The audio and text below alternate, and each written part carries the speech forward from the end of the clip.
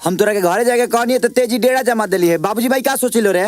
माय Deere सैया जी, उ लोग तो हमके अपन बहू मान देले बा, खाली रहो अंडरस्टैंड सोचतन।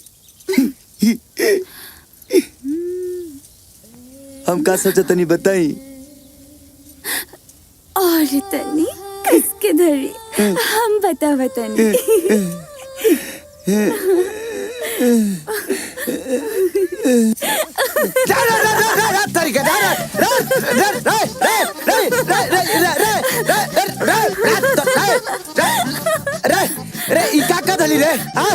ई तो अम्मा जी या बाबूजी बताई। अम्मा जी, बाबूजी।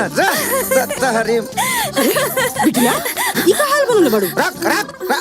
हम ना राउत बेटा बनैले बनी। प्रेम ना माई झूठ बोलती है। बाबूजी पहले ये बताई हम हतनी है। अरे राम, अरे ना रे बिटिया, तू साक्षात लड़की बाड़ू, हमर बिटिया बाड़ू। फिर राउत बेटा काहे कहता नहीं? चलो पानी में ना के रोमांस कर जाओ। देखी जबरदस्ती हमके पकड़ के अपने साथ ना अवध रहनी है। रे झूठी बोलो झूठ रे माई। प्रेम चुप, थारी भेजल देख के तार सबे बदमाशी के सबूत दे रहा। मोहन हाँ पाहुन अब देरी मत करा, निकलवा दे कर सबके बियाह के मुंह। हाँ एकदम पक्का। बाबूजी कब के निकलवाई? कब के निकलवाई? यही महीना के निकली। चलो हाँ चली पाहुन चली, ई कातरा चकोड़ा हम जानते नहीं एकरा के। बहुत ढेर दिन बा, कुछ करी के पड़ी। तो चिंता मत कर राजधानी, ये भी हुई सब। बाबूजी अरे तो बाबूजी हाँ अब रांगी लगे हम जाते हैं सोते। जा सूत जा। सोते जाता नी जी? ना क्रिकेट खेले जाता नहीं। अकेले? ना तोरा भूतनी के संग है। जब ओरिजिनल चीज लगे बा तो भूतनी के पेड़ में काहे लपड़ल बानी? करबो ना टांकी ना भागबो। ए सैया जी, आज भागे वाला ना, रात भर जागे वाला काम करे के बा।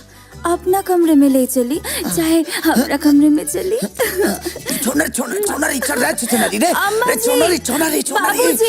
अरे बेशरम तनी शरम तक कर। सब बेशरम हो गइल बानी। हमके कहता नहीं हमारे साथ सूते च बिना शादी भइले हम यहाँ के साथ कैसे सूते सके? बाबूजी झूठ के खानदान से बिलोंग करती है, झूठ बोलती है। हम ही सब झूठ बोल। हाँ जितना जल्दी हो सके शादी की तारीख निकलवाओ। हाँ जीजू। बाबूजी हाँ ई महीने में कब तक के? 25 तारीख बेटा।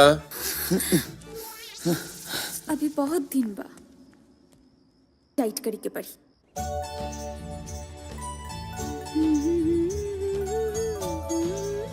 मामा गजब के बसंती बिहार बहाता। देख तूफान आ रहा बा। अरे बाप हो गई बांटा धार। बाबूजी आई खाना खा ली। अरे बिटिया तोरा यहाँ आवे के का जरूरत रहे? बाबूजी बाद में ये सब तो हमरे ही करी के बा। अभी से ही से प्रैक्टिस शुरू कर देनी। ये ठीक बा, अच्छा कहले तू।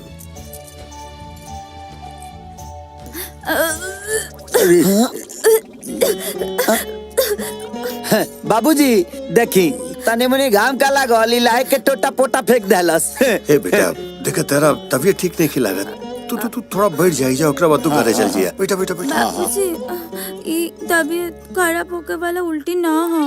तब रवा दादा बनने वाले बनी। मामा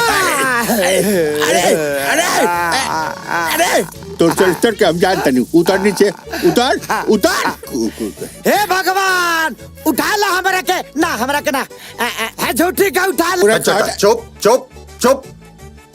मोहन जिया जी अब लगा था बहुत देर हो गई, जल्दी अगर ब्याह के दिन तय करा। पक्का। बाबूजी कब के निकलवाए?